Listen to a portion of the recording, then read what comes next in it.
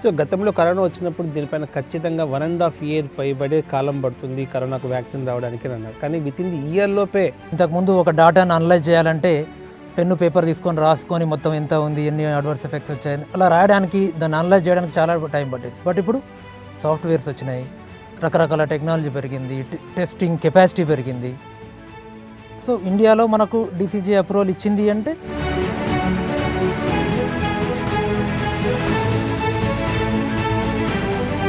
అంటే ఏ దశలో ఎలా పెట్టాల్సి వస్తుంది? కొత్తగా స్ట్రెయిన్ ఏమొచ్చింది, దాని జెనెటికల్ అనాలిసిస్ ఏంటి, దానికి మళ్ళీ వీళ్ళకి యాంటీబాడీస్ ఎలా డెవలప్ అవుతున్నాయి, ఆ యాంటీబాడీస్ని మెజర్ చేయడము. కామన్గా వచ్చే ఈ చిన్న చిన్న ఇష్యూస్ కూడా స్పెషలిస్ట్ దగ్గరికి ఎందుకు వెళ్తున్నారు? బేసిక్ డాక్టర్, ఒక ఫ్యామిలీ ఫిజిషియన్ అనే కాన్సెప్టే మొత్తం లేకుండా పోయింది. అసలు ఈ వ్యాక్సిన్ వేసుకుంటే ఎలాంటి కాంప్లికేషన్స్ వస్తాయి, వాటి రెమెడీస్కి డాక్టర్స్కి దానిపైన అవగాహన ఉందా? ఏ వ్యాక్సిన్ వల్ల అయినా కానీ వచ్చే దుష్ఫలితాలని మనము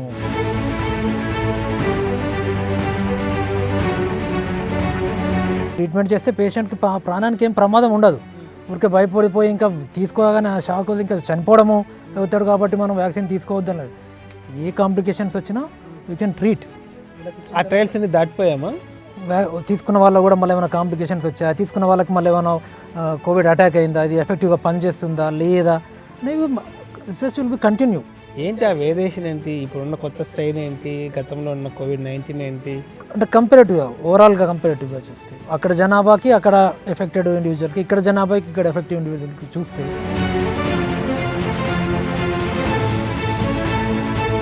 గవర్నమెంట్ హాస్పిటల్కి రావచ్చు కదా వాళ్ళంతా, ఎందుకు కార్పొరేట్ హాస్పిటల్కి వెళ్తున్నారు? ఓవర్లోడ్ అయిపోవడం. 50 బెడ్స్ ఉన్న దగ్గర 100 మెంబర్స్ వచ్చేయడము. సో అక్కడ క్వాలిటీ తగ్గిపోవడము, ఇలా ఇలా ఇలా అయిపోయి గ్యాప్ వచ్చేసేసి ఈలోపు ప్రైవేట్ పుంజుకోవడము. నమస్తే, నా పేరు చెరుకూరి జ్ఞానేశ్వర్. మీరు చూస్తున్నారు Leo health 1-to-1 with Cherukuri. 20 సంవత్సరాల వైద్య వృత్తిలో అనుభవం, 2 పోస్ట్ గ్రాడ్యుయేషన్లో డిగ్రీలు, ఒకటి anaesthesia critical and general surgeons. So ఇలా 2 శాఖల్లోనూ అనుభవం ఉన్నటువంటి డాక్టర్ లక్ష్మీకాంత్ రెడ్డి మనతో ఉన్నారు. డాక్టర్ లక్ష్మీకాంత్ రెడ్డి గారు, నమస్తే అండి. Very happy to seeing here and great interview for us. It's my pleasure. So first of all, ఇప్పుడున్న తరుణంలో ముఖ్యంగా కరోనా ప్రభావంతో, కరోనాతో జనాలు అక్లావిక్లమైపోయారు. సో ఇప్పుడిప్పుడే కోలుకుంటున్నారు. కరోనాకు వ్యాక్సిన్ వచ్చిందని, వ్యాక్సిన్ పైన కూడా కొన్ని అపోహలు, వీటి అంశాలపైన, అదే ఎస్పెషల్లీ కరోనా వ్యాక్సిన్ పైన కొన్ని సైడ్ ఎఫెక్ట్స్ ఉంటాయనో లేదో ఒక రకమైనటువంటి భయోందనలు దాంట్లో ఉంది, అది పనిచేస్తుందా లేదో, లేదా ఎలాంటి రియాక్షన్స్ వస్తాయో అనే అనుమానం ప్రజల్లో ఉంది. సో దాన్ని మీరు ఎలా నివృత్తి చేస్తారు?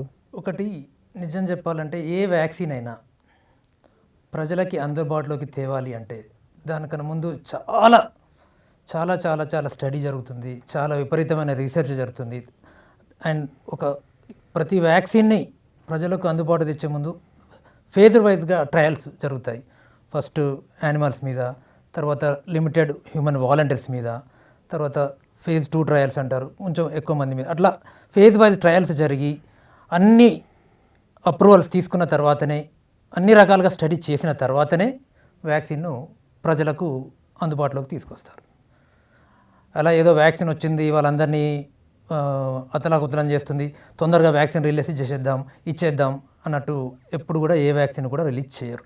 సో గతంలో కరోనా వచ్చినప్పుడు దీనిపైన ఖచ్చితంగా 1.5 year పైబడే కాలం పడుతుంది కరోనాకు వ్యాక్సిన్ రావడానికి అని అన్నారు. కానీ విత్ ఇన్ ది ఇయర్ లోపే వ్యాక్సిన్ రావడం, అది కూడా ఎస్పెషలీ రష్యా ముందు అనౌన్స్ చేయడం, తర్వాత US కూడా అనౌన్స్ చేయడం, తర్వాత భారత్ బయోటెక్స్ ఇండియాలో కూడా అనౌన్స్ చేయడం, వ్యాక్సిన్ కూడా బయటికి రావడం జరుగుతుంది. సో ఈ నేపథ్యంలో ఏ మెడిసిన్ పక్కాగా పనిచేస్తుంది అని మీరు అంటారు? ఇప్పుడు మీరు అన్నది నిజానికి మనం ఒక 10 years, 15 years, 20 years బ్యాక్ తీసుకుంటే ఏదైనా ఒక వ్యాక్సిన్ తయారు చేయాలంటే మీరు అన్నట్టు 1.5 year, 2 years, 2.5 years. బట్ కాలం మారింది, టెక్నాలజీ మారింది, సో మనకు రీసెర్చ్ మెథడాలజీ మారింది, హ్యూమన్ రిసోర్సెస్ పెరిగాయి.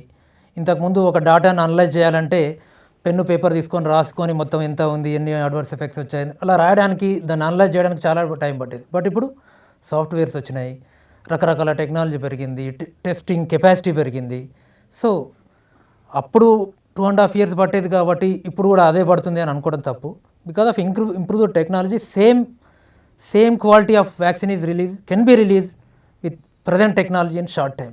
సో అప్పుడే తొందరగా వచ్చింది కాబట్టి ఇది పనిచేస్తుందో లేదో తొందరగా వచ్చింది కాబట్టి దీంతో వాళ్ళ అడ్వర్స్ ఎఫెక్ట్ ఉంటాయో అని అనుకోవడం మాత్రం అది చాలా రాంగ్. వరల్డ్లోనే ఫస్ట్లో రష్యాలో రిలీజ్ అయింది, బట్ రష్యా ప్రజలు కూడా దాన్ని తిరస్కరించారు ఫస్ట్లో వేసుకోవడానికి. ఇప్పుడు కూడా ఎక్కువగా వాడడం లేదు అని చెప్పి ప్రచారం జరుగుతుంది. మీ రీసెర్చ్ ఏం చెప్తుంది? నేను అదే చెప్తున్నాను. ఏ కంట్రీకైనా ఆ కంట్రీ గైడ్ లైన్స్ ఉంటాయి కొన్ని. ఇప్పుడు మన ఇండియా తీసుకుంటే డీసీజే ఉంది. డీసీజే అప్రూవల్ ఇచ్చింది అంటే అన్నీ టెస్ట్ చేసిన తర్వాత అన్ని ఆమోదాలు అన్నీ తీసుకున్న తర్వాతనే ఆ వ్యాక్సిన్ మనకు రిలీజ్ చేస్తారు. సో ఇండియాలో మనకు డీసీజే అప్రూవల్ ఇచ్చింది అంటే with any hesitation we can take that vaccine. So వాళ్ళ గైడ్లైన్స్ ఒక్కొక్క కంట్రీకి they have own guidelines. So వాళ్ళ దగ్గర వాళ్ళ అప్రూవల్స్ సరిగా లేకపోతే they can reject it. But మన దగ్గర మాత్రం మనకు వన్స్ ఒక డీసీజే అప్రూవల్ ఇచ్చిందంటే without any hesitation we can take that vaccine. దాంట్లో ఇంత భారీ జనాలు ఉన్నటువంటి మన దేశంలో వ్యాక్సిన్ పంపకం ఇన్ టైంలో జరుగుతుందా? మళ్ళీ ఈ స్ట్రైన్ రెండో దఫా ఈ కోవిడ్ ప్రభావం ఒక రకంగా ఇప్పటికే రెచ్చిపోతుంది. అయినా ఇలాంటి తరుణంలో కోవిడ్ వ్యాక్సిన్ ఎంతవరకు సఫలీకృతం అవుతుంది అనుకుంటున్నారు? ఒకటండి, వ్యాక్సిన్ రిలీజ్ ఏ వ్యాక్సిన్ అయినా ఫేజ్ వైజ్ అంటే ఇప్పుడు ఇంత తక్కువ కాలంలో వ్యాక్సిన్ వచ్చింది, ఆ వ్యాక్సిన్ను మనం స్టిల్ హ్యావ్ టు స్టడీ. ఇంకా ప్రతి వ్యాక్సిన్ వచ్చిన తర్వాత కూడా ప్రతి వ్యాక్సిన్ను ఆ స్టడీ అనేది కంటిన్యూ అవుతూనే ఉంటుంది. ఇవాళ వ్యాక్సిన్ వచ్చింది ఇంకా ఇదే పర్మనెంట్ అని ఏం లేదు. మళ్ళీ ఒక 6 months తర్వాత చూస్తారు ఆ వ్యాక్సిన్ వల్ల ఏమైనా దుష్ఫలితాలు ఉన్నాయి, దాన్ని మళ్ళీ ఇంకా దానిలో ఉన్న దుష్ఫలితాలు మళ్ళీ సరి చేయడం, ఏమైనా కొత్త స్ట్రెయిన్స్ వస్తే దాంట్లో యాడ్ చేయడం, అలా ఎప్పటికప్పుడు టెక్నాలజీని అప్డేట్ చేస్తూ పరిశోధనలు జరుగుతూనే ఉంటాయి. కొత్త స్ట్రెయిన్స్ వచ్చినా దాన్ని యాడ్ చేస్తూనే ఉంటారు. సో నిరభ్యంతరంగా ఇది ప్రస్తుతం ఉన్న స్ట్రెయిన్స్ అన్నిటికీ పరిగణనలకు తీసుకొనే దీన్ని రిలీజ్ చేయడం జరుగుతుంది. మనం ఒక కేసు చూసాం యూఎస్లో, ఈ కోవిడ్కు వ్యాక్సిన్ వేసుకున్న తర్వాత రియాక్షన్స్ వచ్చి 24 hours చనిపోవడం జరిగిందని ప్రచారం జరిగింది. సో అలాంటి దుష్ప్రభావం ఏమన్నా కోవాక్సిన్ పైన ఉంటుందా? నిజమే అండి. ఇప్పుడు ఏ వ్యాక్సిన్ ఒకటేనే కాదు, ఏ మెడిసిన్ అయినా కానీ, వ్యాక్సిన్ కానివ్వండి, ఇంజెక్షన్ కానివ్వండి, ఈవెన్ ట్యాబ్లెట్ అయినా కానివ్వండి, మనిషిని బట్టి మారిపోతుంది. ఇప్పుడు నాకు బాగా పనిచేసింది మీకు పని చేయకపోవచ్చు, నా మీద ఎటువంటి దుష్ఫలితాలు చూపించింది మీకు దుష్ఫలితాలు చూపించదు. ఇలా పర్సన్ మీకు ఏమైనా సెన్సిటివిటీ ఉండొచ్చు, లేకపోతే మీకు డ్రగ్ అలర్జీస్ ఉండొచ్చు. సో మీకు అలర్జీ వచ్చింది కదా అని చెప్పి మొత్తం అందరికీ వస్తుందని, లేకపోతే మీకు పని చేయలేదు కదా అని చెప్పేసి అందరికీ పని చేయదని అనుకోలేము. It is approved, it is scientifically released. Then ఒక సైంటిఫికల్గా రిలీజ్ చేసినప్పుడు ఎటువంటి దుష్ఫలితాలు ఉండవనే దాన్ని రిలీజ్ చేస్తారు. అంతే ఒక్కరికి వచ్చిందనో ఇద్దరికి వచ్చిందనో చెప్పేసి సార్ అందరికి వస్తుంది అనుకోవడం తప్పదు. It is individual variation, person బట్టి మారిపోతుంది. వ్యాక్సినే కాదు, ఏ ఇంజెక్షన్ అయినా ట్యాబ్లెట్ అయినా అలాగే ఉంటుంది. సో వాళ్ళు ఎవరో అక్కడ యూఎస్లో ఒకరు పడిపోయారని వాళ్ళకి రియాక్షన్స్ వచ్చినాయి అందరికి వస్తాయని చెప్పలేము. సో అటువంటి భయపడాల్సిన అవసరం అయితే ఏం లేదు. సో భారతదేశ జనాభాకి అనుకూలంగా దానికి అనుగుణంగా వ్యాక్సిన్ సరఫరా చేసే సత్తా బయోటెక్స్కి ఉందా? భారత్ బయోటెక్స్కి డెఫినెట్గా ఇప్పుడు మనకు ఇప్పుడున్న ప్రస్తుత కండిషన్లో ఏంటంటే మనకు తక్కువ టైంలో ఎక్కువ డోసెస్ ఆఫ్ వ్యాక్సిన్ కావాలి ప్రస్తుత తరుణంలో. అండ్ ఇంకోటి ఏంటంటే మన ఎకానమీకి తగ్గట్టుగా ఉండాలి. భారతదేశంలో ఎకనామికల్ కండిషన్స్ తీసుకుంటే most of the people are below poverty and they cannot afford. So మనకు తక్కువ టైంలో తక్కువ ధరలో మంచి వ్యాక్సిన్ రావాలి.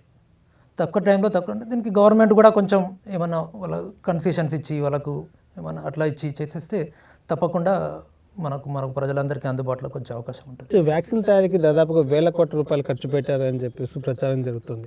నిజంగానే అంత ఖర్చు అవుతుందా? అవుతుంది, డెఫినెట్గా అవుతుందండి. ఎందుకంటే ప్రస్తుతం ఉన్న టెక్నాలజీకి హ్యూమన్ రిసోర్సెస్కి ఖర్చు పెట్టాల్సి వస్తుంది డెఫినెట్గా. వ్యాక్సిన్ అనే కాదు, ఏది రిలీజ్ చేయాలన్నా ఇట్ ఈస్ క్రోర్స్తో కూడుకున్న పని. కంపెనీస్, మ్యానుఫ్యాక్చరింగ్ కంపెనీస్కు it will cost very high amount. అంటే ఏ దశలో ఎలా పెట్టాల్సి వస్తుంది? ఎస్పెషల్గా రీసెర్చ్ టైంలో ఆల్మోస్ట్ బాగానే ఎక్కువనే ఖర్చు ఉంటుంది. తర్వాత మ్యానుఫ్యాక్చరింగ్ కూడా, ఎందుకంటే they have to update time to time. Okay, కొత్తగా స్ట్రెయిన్ ఏమొచ్చింది, దాని జెనెటికల్ అనాలిసిస్ ఏంటి, దానికి మళ్ళీ వీళ్ళకి యాంటీబాడీస్ ఎలా డెవలప్ అవుతున్నాయి, ఆ యాంటీబాడీస్ని మెజర్ చేయడము, అడ్వర్స్ రియాక్షన్ చూడడము, ఇవన్నీ ట్రాన్స్పోర్టేషను, స్టోరేజ్, వ్యాక్సిన్ అంటేనే సర్టెన్ టెంపరేచర్ కండిషన్స్ మెయింటైన్ చేయాల్సి ఉంటుంది. ఇవన్నీ కూడా ఖర్చుతో కూడుకున్నాయి. సో ఇప్పుడు కరోనా భయపడిస్తుంది జనాల్ని, ప్రభుత్వం ఏమో ప్రజలకి అందుబాటులోకి రావాలనుకుంటుంది. సో వీళ్ళ అంచనాల్ని వీళ్ళు రీచ్ కాగలుగుతారా? ఇంతమంది జనాలకి ఇన్ టైంలో ఇవ్వగలుగుతారా? అందుకోసమే ప్రభుత్వం కూడా ఏంటంటే ఇంతమంది జనాలకి ఒకేసారి ఇవ్వడం కష్టం కాబట్టి ఫేజ్డ్ వైజ్ ఎవరైతే బాగా ఎట్ రిస్క్ ఉంటారో వాళ్ళకి ముందు ఇచ్చి దాని తర్వాత అలా స్టెప్ బై స్టెప్ ప్లాన్ చేస్తుంది. ఇలా ప్లాన్ చేసే క్రమంలో ఒక్కోసారి ఏమవుతుందంటే మనకు హర్డ్ ఇమ్యూనిటీ అనే ఒకటి ఉంటుంది. ఈ హర్డ్ ఇమ్యూనిటీ ఈలోపు హర్డ్ ఇమ్యూనిటీ రావడము, న్యాచురల్గా ఇమ్యూనిటీ డెవలప్ అవ్వడము, ఈలోపు ఇంకా రీసెర్చ్ జరుగుతూ ఉండడము, ఇంకా మనకు తక్కువ కాస్ట్లో వ్యాక్సిన్ రావడము, ప్రొడక్షన్ కెపాసిటీ పెరగడము, ఇలా ఒక స్టేజ్ బై పెరుగుతుంటే ఓవర్ పీరియడ్ ఆఫ్ టైము మనము దీన్ని సాధించవచ్చు. సో టోటల్గా మొత్తం భారతదేశ జనాలకి ఎన్ని నెలల లోపు టీకాని వేయించగలుగుతాం? ఎన్ని నెలల్లోపు అని చెప్పడం అయితే కష్టము, but definitely it will take maybe ఒక 1 year అయితే పట్టొచ్చు నేను అనుకోవడం. అంటే కంప్లీట్గా ప్రతి ఒక్కరికి వ్యాక్సిన్ చేరడానికి 1 year పడుతుంది. 1 year అయితే పట్టొచ్చు అప్రాక్సిమేట్లీ. ఓకే, ఈ లోపు వేరే కంపెనీస్ కూడా కొత్త వ్యాక్సిన్ తయారు చేస్తారు, కాంపిటీటర్స్ రెడీ. రీసెర్చ్ అనేది కంటిన్యూస్గా నడుస్తుంది. It is a continuous process. ఎందుకంటే ఏ వ్యాక్సిన్ కాకుండా చాలా కంపెనీలు కూడా దాదాపుగా 6-7 కంపెనీలు భారతదేశంలో తయారీకి ముందుకు వచ్చాయి. గతంలో కూడా మనము కరోనా భయపడిస్తున్నప్పుడు చూసాం, మా కంపెనీ 600 కోట్ల రూపాయలతో మేము కరోనాకు వ్యాక్సిన్ కనుక్కుంటున్నాం, మా ప్రయోగాలు జరుగుతున్నాయి అనేసి. సో అలా ఇంతకన్నా బెస్ట్ కంపెనీలు, ఇంతకన్నా మంచి మందు వ్యాక్సిన్ వచ్చే అవకాశం ఉందా? డెఫినెట్లీ రీసెర్చ్ అనేది ఆగదండి. ఏ వ్యాక్సిన్ తీసుకున్నా అండి, ఇప్పుడు ఈ వ్యాక్సినే కాకుండా ఏ వ్యాక్సిన్ రీసెర్చ్ అనేది continuous, it will be continuous. ఆ వ్యాక్సిన్ వచ్చేసింది ఇంకా అయిపోయింది అనడానికి లేదు. కంటిన్యూస్ రీసెర్చ్ జరుగుతూనే ఉంటుంది. దాంట్లో ఇంకా కొత్త టెక్నాలజీతో కొత్తగా తీసుకురావడం, తక్కువ అడ్వర్స్ ఎఫెక్ట్స్ ఉన్న తీసుకురావడం, తక్కువ ధరలో తీసుకురావడం కోసం రీసెర్చ్ అట్లా జరుగుతూనే ఉంటుంది. So it is never ending process. మామూలుగా ఎంబీబీఎస్ డాక్టర్లకి, పోస్ట్ గ్రాడ్యుయేషన్స్ పీజీ చేసిన డాక్టర్లకి తేడా ఏంటి? ఎందుకు మేము స్పెషలిస్టులు అని చెప్పుకునే చోటుకే ఎక్కువ జనాలు వెళ్తారు? ఎంబీబీఎస్ డాక్టర్ కూడా బేసిక్స్ అన్ని చదువుకో ఉంటారు. కామన్గా వచ్చే ఈ చిన్న చిన్న ఇష్యూస్ కూడా స్పెషలిస్టుల దగ్గరికి ఎందుకు వెళ్తున్నారు? ఎందుకు ఆ ట్రెండ్ కొనసాగుతోంది ఇప్పుడు ప్రస్తుతం వైద్య విధానంలో? అంటే దీన్ని ఒక రకంగా ఏమనుకోవచ్చు అంటే విపరీతమైన నాలెడ్జ్ ఉంటే కూడా some times it will lead to adverse effects అన్నట్టు మనం అనుకోవచ్చు. ఎందుకంటే విపరీతమైన usage of social media, Google అన్నీ అలా చేసుకోవడము, చూసేసేసి నాకు హెడేక్ ఉంది అంటే హెడేక్ ఏ స్పెషలిస్ట్ దగ్గరికి వెళ్ళాలి, అలా ట్రెండ్ అట్లా పెరిగిపోతూ ఉంది. సో ఒక బేసిక్ డాక్టర్, ఒక ఫ్యామిలీ ఫిజిషియన్ అనే కాన్సెప్టే మొత్తం లేకుండా పోయింది. అవడం వల్ల చిన్న ప్రాబ్లం వచ్చిన మోరోవర్ ఏంటంటే స్పెషలిస్ట్ అవైలబిలిటీ కూడా పెరిగిపోయింది. స్పెషలిస్ట్ ఉన్న ఒక పక్కన ఎంబీబీఎస్ డాక్టర్, పక్కన స్పెషలిస్ట్ ఉంటే ఇంకా ఎంబీబీఎస్ డాక్టర్ దగ్గరికి ఎందుకు వెళ్ళిన డైరెక్ట్గా స్పెషలిస్ట్ దగ్గరికి వెళ్ళిపోదాం. మళ్ళీ ఈయన చూసి ఈయన వల్ల కాకపోతే ఆయన దగ్గరికి వెళ్ళే బదులు డైరెక్ట్గా ఆయన దగ్గరికి వెళ్ళిపోతే ఒకటేసారి అయిపోతుంది కదా. అంటే they want short cut. The people want short cut and fast treatment.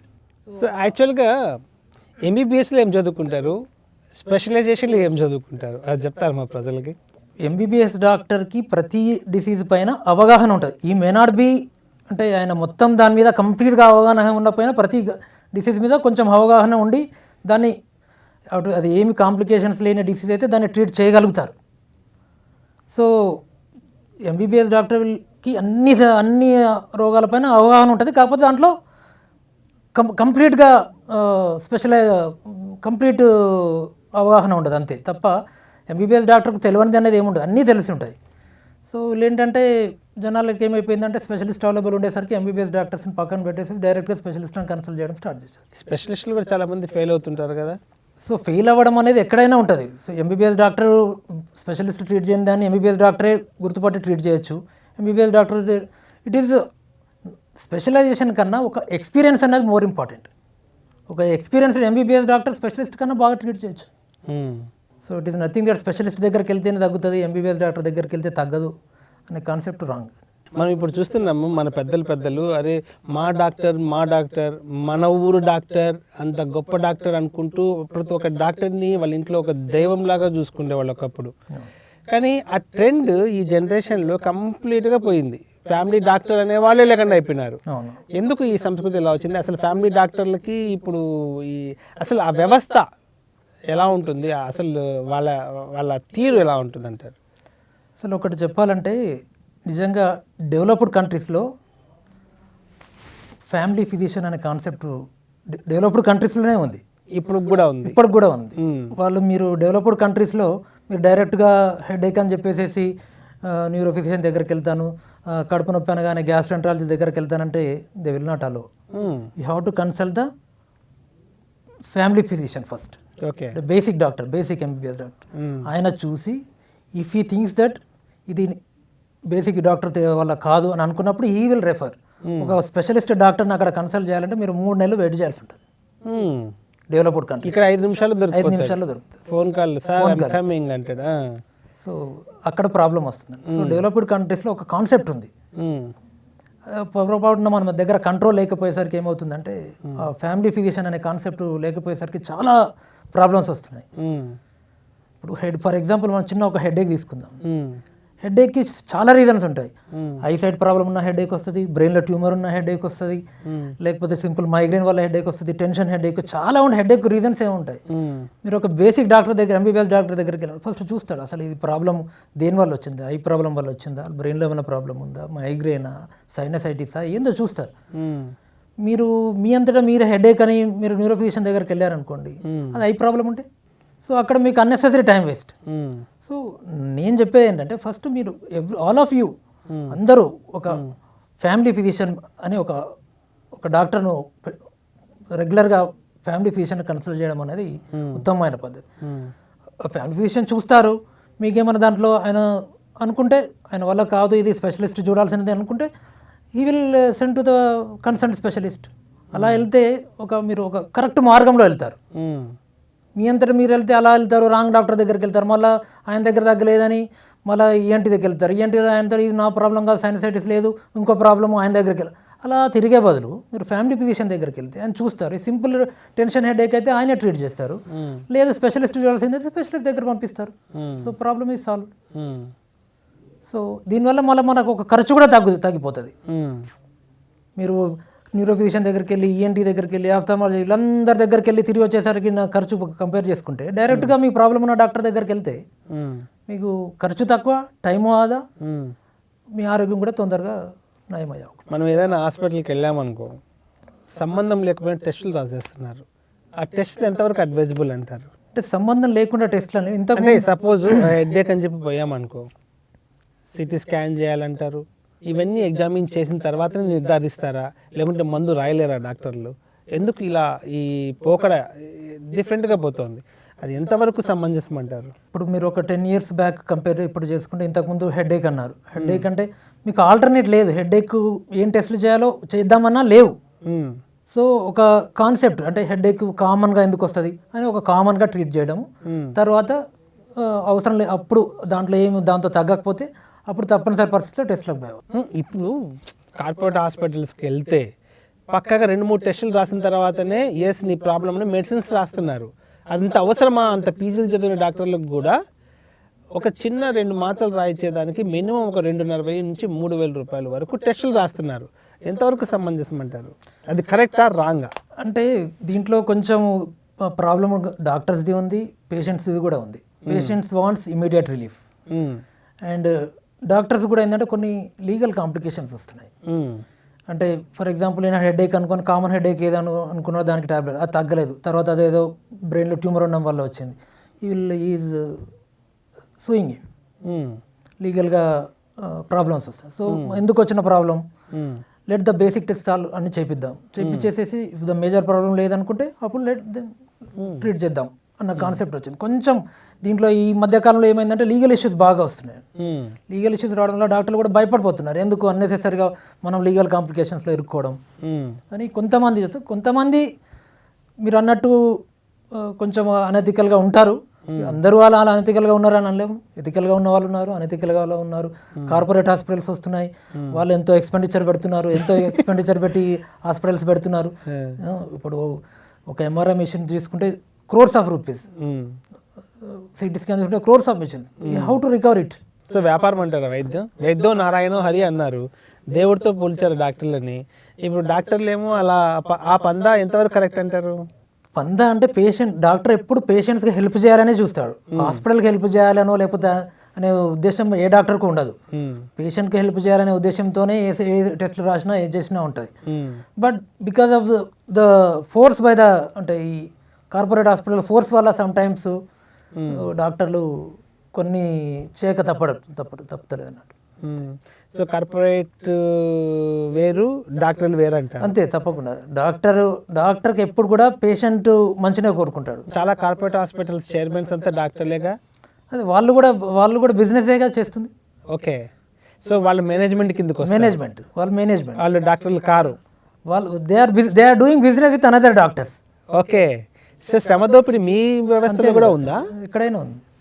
ఎలా ఉంటుంది మీ దగ్గర శ్రమ దోపిడీ అంటే? అంటే they will think everything in business aspect.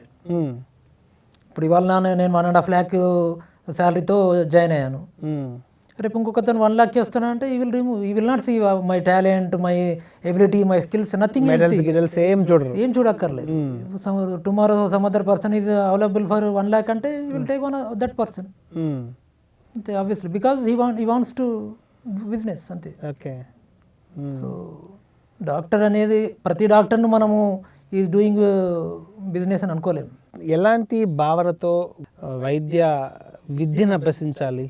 ఎలాంటి వాళ్ళకి ఈ ధోరణి పోవాలి అంటే ఫస్ట్ ఆఫ్ ఆల్ నేను చెప్పేది ఏంటంటే, ఎవరైతే వైద్య వృత్తిలోకి రావాలనుకుంటున్నారో వాళ్ళకి ఫస్ట్ బేసిక్గా దాని మీద ఇంట్రెస్ట్ ఉండాలి. ఓకే, బలవంతంగా మా ఫాదర్ డాక్టర్ అనో, లేకపోతే మా తమ్ముడు డాక్టర్ అనో, లేకపోతే ఈ వైద్య వృత్తిలోకి వస్తే బాగా డబ్బులు సంపాదించవచ్చను, లేకపోతే బాగా పేరు వస్తుందనో, ఇవన్నీ wrong concept. First of all కావాల్సింది ఇంట్రెస్ట్. అంటే వైద్య వృత్తి అనేది కంప్లీట్గా డిఫరెంట్ అండి, మిగతా వాటిలా కాదు. దీంట్లో ఇంట్రెస్ట్ లేకపోతే వైద్య వృత్తిలో మనం కొనసాగలేము. ఇంట్రెస్ట్ ఉంటేనే మనము ఎంత అచీవ్మెంట్కైనా, ఎంత హై లెవెల్కైనా వెళ్ళిపోగలుగుతాం. ఇంట్రెస్ట్ లేకుండా వైద్య వృత్తిలో చేరితే మాత్రం ముందు చాలా ప్రాబ్లమ్స్ వస్తాయి. నేను అంటే నెక్స్ట్ యంగర్ జనరేషన్కి చెప్పేది అది, మీరు అనవసరంగా డబ్బులు సంపాదిద్దామను, లేకపోతే పేరు వస్తుందనో, డాక్టర్ అను, మనకు ఆల్రెడీ ఒక నర్సింగ్ హోమ్ ఉంది కాబట్టి మళ్ళీ మనం డాక్టర్ అయిదామనో కావద్దు. నిజంగా మీకు మెడిసిన్ మీద ఇంట్రెస్ట్ ఉంటేనే వైద్య వృత్తిలోకి రండి, లేకపోతే వైద్య వృత్తిలోకి రావద్దు. సో వైద్య విద్య అభ్యసించడం కష్టమా? అది బేసిక్గా టెర్మినాలజీ కానివ్వండి. డెఫినెట్గా అండి, ఇది అన్నిట్లాగా కాదు. మీకు మెడిసిన్ అనేది ఒక highest toughest course in all the available. మనకున్న అన్ని కోర్సుల కన్నా మెడిసిన్ చదవడం అనేది ఆల్మోస్ట్ మీకు ఇంత లాంగ్ కోర్సు కూడా ఏది ఉండదు. 4.5 years ప్లస్ 1 year ఇంటర్న్షిప్ కలిపి ఆల్మోస్ట్ 5.5 years. మళ్ళీ పీజీ, మళ్ళీ సూపర్ స్పెషలైజేషన్, ఇంత లాంగ్ ఇది ఏది ఉండదు. మీకు ఇంకో ప్రాబ్లం ఎక్కడంటే, ఇక్కడ మెడిసిన్లో మీకు సెటిల్మెంట్ కూడా చాలా లేట్ అవుతుంది. సో కాబట్టి ఏదో తొందరగా వచ్చేద్దాం, తొందరగా చేసేద్దాం, తొందరగా డబ్బులు సంపాదించుకునే కాన్సెప్ట్ ఉంటే మాత్రం మెడిసిన్ వృత్తిలోకి రావద్దు. It is a never ending. Medicine అనేది నెవర్ ఎండింగ్. ఎవ్రీ టైం చదువుతూనే, ఇవాళ చదువుతుంటే రేపు ఇంకో కొత్త, ఇప్పుడు మనం చూస్తున్నట్టు నిన్న మొన్న కరోనా వైరస్ లేదు, ఇవాళ వచ్చింది. యూ హ్యావ్ టు లెర్న్ దానికి ట్రీట్మెంట్ ఏంటి, ఇదంతా ఏంటి, కాంప్లికేషన్స్ ఏమి వస్తున్నాయి. Every day you will be A student. ప్రతిరోజు చదువుతూనే ఉండాలి, ప్రతి తెలుసుకుంటూనే ఉండాలి. గ్లోబల్గా ఏం జరుగుతుంది, ఏమవుతున్నాయి, కొత్త టాబ్లెట్స్ ఏమొస్తున్నాయి, కొత్త ఇంజెక్షన్స్ ఏమొస్తున్నాయి, కొత్త అలా. సో నెవర్ ఎండింగ్ సబ్జెక్ట్ కాబట్టి మనం దీని మీద ఇంట్రెస్ట్ ఉంటేనే రావాలి. సో కష్టానికి సిద్ధపడి రావాలి అంతే. సో కష్టపడితే బాగా డబ్బు సంపాదించాలన్న ఆలోచన కూడా ఉంటుందిగా. అంటే ఇంకొకటి కూడా, ఇంత కష్టపడి చదివినప్పుడు మేము ఎందుకు డబ్బు సంపాదించకూడదు, ఎందుకు లగ్జరీని మనం లీడ్ చేయకూడదు అన్నాగా ఆలోచన కూడా వచ్చేస్తుంది వాళ్ళకి. సో అది కష్టపడి మీరు మీ స్కిల్స్ డెవలప్ చేసుకుని మీరు మంచి డాక్టర్ అయితే ఆటోమేటిక్గా డబ్బు అదే వస్తుందండి. కానీ డబ్బు సంపాదించాలని అనుకుని మాత్రం వైద్య వృత్తిలోకి రావద్దు. సో డబ్బు ఉందంటారు. ఆబ్వియస్లీ ఇప్పుడు everything will be moving around the world. ఇప్పుడు డబ్బు లేకపోతే దెర్ ఇస్ నథింగ్. సో వైద్యానికి కూడా డబ్బు కావాలి. బట్ నేనేంటంటే డబ్బు కోసం వైద్య వృత్తిలోకి రాదు. వైద్య వృత్తి చేస్తుంటే డబ్బు వస్తుంది, బట్ డబ్బు సంపాదించాలనే వైద్య వృత్తిలోకి రావద్దు అంటారు. డాక్టర్ గారు, యావత్ ప్రపంచము ఎదురు చూసే కరోనాకు వ్యాక్సిన్ వచ్చేసింది. కరోనా వ్యాక్సిన్ వేసుకోవడానికి కొద్దిమంది భయపడుతున్నారు. ఎందుకంటే ప్రపంచవ్యాప్తంగా కొన్ని దేశాల్లో వ్యాక్సిన్ వల్ల వేసుకున్న తర్వాత 24 గంటలు చనిపోతున్నారు అని. అసలు ఈ వ్యాక్సిన్ వేసుకుంటే ఎలాంటి కాంప్లికేషన్స్ వస్తాయి, వాటి రెమెడీస్కి డాక్టర్స్కి దానిపైన అవగాహన ఉందా, ఏంటి ఆ ప్రపంచం? వ్యాక్సిన్ వల్ల, ఏ వ్యాక్సిన్ వల్ల అయినా కానీ వచ్చే దుష్ఫలితాలని మనము 3 రకాలుగా ఉంటాయి. ఒకటి మైల్డ్ అంటాము, మోడరేట్ అంటాము, సివియర్ అంటాము. సో ఈ 3 కేటగిరీలో ఉండే అవకాశం జనరల్గా. సో మైల్డ్ కేటగిరీలో ఏంటంటే జస్ట్ ఇంజెక్షన్ వేసిన దగ్గర కొద్దిగా వాపు రావడం కానీ, లేకపోతే ఏదైనా ర్యాష్ రావడం కానీ, లేకపోతే నొప్పి, లేకపోతే మైల్డ్గా జ్వరం రావడము, బాడీ పెయిన్స్, ఇటువంటి మైల్డ్ కేటగిరీ కిందకి వస్తాయి. జనరల్గా ఇంతకుముందు మనం ఉన్న వ్యాక్సిన్స్ కన్సిడర్ చేసుకుంటే నవ్వు అని దుద్దులని అది అదే అట్లా అట్లా మైల్డ్ రియాక్షన్స్ అంటే. మోడరేట్ రియాక్షన్స్ అనుకుంటే బాగా హై గ్రేడ్ ఫీవర్ రావడము, బాగా నీరసం రావడము, లేకపోతే అట్లా బీపీ తగ్గిపోవడము, అటువంటి పల్స్ రేట్ పెరగడము, ఇటువంటి కొన్ని మోడరేట్ కిందకి వస్తాయి. సో సివియర్ కేటగిరీ అని ఉంటుంది. సివియర్ కేటగిరీ అంటే రియాక్షన్తో పేషెంట్ షాక్లోకి వెళ్ళిపోవడం. మీరు పడిపోయారు అని వింటూ ఉంటారు కదా, తీసుకోగానే పడిపోయింది, కళ్ళు తిరిగి పడిపోయింది, ఇవన్నీ దీన్ని అనఫైలాక్టిక్ షాక్ అంటాం. మా లాంగ్వేజ్లో అనఫైలాక్టిక్ షాక్ అంటాం.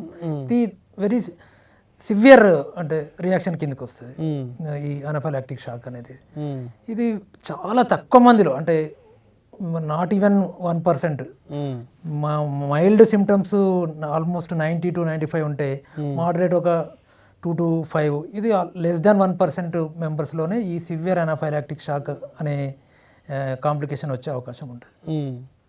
సో మిగతా 90% ఆఫ్ కాంప్లికేషన్స్ కూడా వెరీ మైల్డ్, దానికి అసలు ట్రీట్మెంట్ అవసరం లేదు, ఆటోమేటిక్గా సెల్ఫ్ తగ్గిపోయే అవకాశం ఉంటుంది. అంత లేకపోయినా విత్ మినిమల్ ట్రీట్మెంట్ తగ్గిపోయే అవకాశం ఉంటుంది. సో నెక్స్ట్ వచ్చేది moderate and severe complications. Severe anaphylactic shock అనుకోండి ఫర్ ఎగ్జాంపుల్. ఈ అనఫైలాక్టిక్ షాక్ కూడా ట్రీట్మెంట్ లేదు, పేషెంట్ అనఫైలాక్టిక్ షాక్ వచ్చినంత మాత్రాన ఇంకా చనిపోతాడు అని ఏం లేదు. అనఫైలాక్టిక్ షాక్ అనేది అందరికీ తెలిసిందే, దాన్ని మనం ఎప్పటి నుంచో ట్రీట్ చేస్తున్నాం, దానికి మెడిసిన్స్ అవైలబుల్ ఉన్నాయి. దాన్ని ట్రీట్మెంట్ చేస్తే పేషెంట్కి ప్రాణానికి ఏం ప్రమాదం ఉండదు. ఊరికే భయపడిపోయి ఇంకా తీసుకోగానే ఆ షాక్ ఇంకా చనిపోవడము అవుతాడు కాబట్టి మనం వ్యాక్సిన్ తీసుకోవద్దు అన్నది. ఏ కాంప్లికేషన్స్ వచ్చినా వీ కెన్ ట్రీట్. సో ఇది వల్ల ఆ వ్యాక్సిన్ వల్ల ఏవో కొత్త కాంప్లికేషన్స్ ఏం రావట్లేదు. మనకి ఇంతకుముందు ఉన్న వ్యాక్సిన్ వల్ల ఉన్న అనుభవాలతోని వచ్చే కాంప్లికేషన్స్ అన్నిటికీ మనం ట్రీట్ చేయొచ్చు. అట్లా ఈ కాంప్లికేషన్స్ వస్తాయి కాబట్టి నేను భయపడాల్సిన అవసరం ఏమీ లేదు.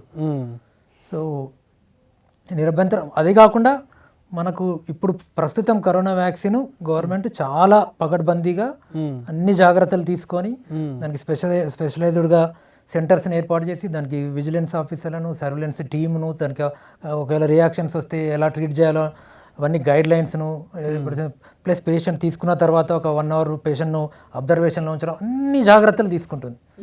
సో కాబట్టి వ్యాక్సిన్ తీసుకుంటే ఏమో అయిపోతుంది, అక్కడ ఎక్కడో అమెరికాలో అలా జరిగింది, ఎక్కడెక్కడో యూకేలో రష్యాలో ఇలా జరిగింది అని భయపడాల్సిన అవసరం లేనే లేదండి. ఎక్కువ ఏమవుతుంది వ్యాక్సిన్ తీసుకుంటే, మహా అంటే రియాక్షన్ వస్తుంది. ఎక్కువ నువ్వు ఫాల్ ఇంటూ 1% కేటగిరీ వస్తే అనఫైలాక్టిక్ షాక్ వస్తుంది. అది కూడా నాట్ ట్రీటబుల్ ఏం కాదు, వీ కెన్ ట్రీట్ ఇట్. నీ ప్రాణానికి అయితే ఏం ప్రమాదం ఉండదు. సో ఎందుకు భయం, ఎందుకు భయపడాలి వ్యాక్సిన్ తీసుకోవడానికి? సో మన కొత్తగా ఇవాళ ఇప్పుడు ఒకటే అండి, ఇప్పుడు ఇవాళ వ్యాక్సిన్స్ అనేటివి కొత్తగా కాదు. మనము వ్యాక్సిన్స్ అన్ని ఎప్పటి నుంచో ఎన్నో రకాల వ్యాక్సిన్స్ అవైలబుల్ ఉన్నాయి. ఇప్పుడు మనము ఒక పాతకాలంలో తీసుకుంటే మనకు కుక్క కరిస్తే కుక్క కాటుకు ఇంజక్షన్ కుక్క కాటుకు వ్యాక్సిన్ తీసుకునేవాళ్ళం. అప్పుడు అంటే మన చిన్నప్పుడు బొడ్డు చుట్టూ 14 ఇంజక్షన్, దానివల్ల ఎన్నో కాంప్లికేషన్స్ ఉండేవి. మరి అయినా ఎందుకు తీసుకున్నాం మనం? ఎందుకు తీసుకున్నాము అంటే మనకు దెర్ ఈస్ నో ఆల్టర్నేట్. ఇప్పుడు రేబీస్ వస్తే ఒకసారి వచ్చిందంటే ఇక చావు తథ్యం. నువ్వు ఎక్కడికి పోయినా, ఎవరైనా సామాన్యుడైనా ధనికుడైనా ఎవడైనా రేబీస్ వచ్చింది అంటే చావడం ఖాయం. కాబట్టి తప్పనిసరి పరిస్థితిలో మనకు ఒక ఆప్షన్ ఉంది. కాబట్టి ఈవెంతో దానివల్ల కొన్ని కాంప్లికేషన్స్ ఉన్నా మనం రేబీస్ వ్యాక్సిన్ తీసుకున్నాం. సో మన ప్రాణాన్ని కాపాడుకున్నాం.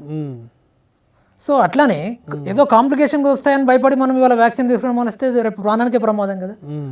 సో ఒక మనకు రీసెర్చ్ అనేది జరుగుతూ ఉంటుంది. ఇప్పుడు అప్పుడు తీసుకున్న 14 ఒడ్డు చుట్టూ 14 తీసుకున్న వ్యాక్సిన్ ఇప్పుడు లేదు. వారు పీరియడ్ ఆఫ్ టైం దానివల్ల వచ్చే కాంప్లికేషన్స్ రెక్టిఫై చేశారు. ఇప్పుడు లేటెస్ట్గా జెనెటికల్ ఇంజనీర్డ్ వ్యాక్సిన్స్ వస్తున్నాయి వితౌట్ ఎనీ కాంప్లికేషన్స్. సింపుల్గా చెయ్యి కాండకు తీసుకునే వ్యాక్సిన్స్ వచ్చాయి.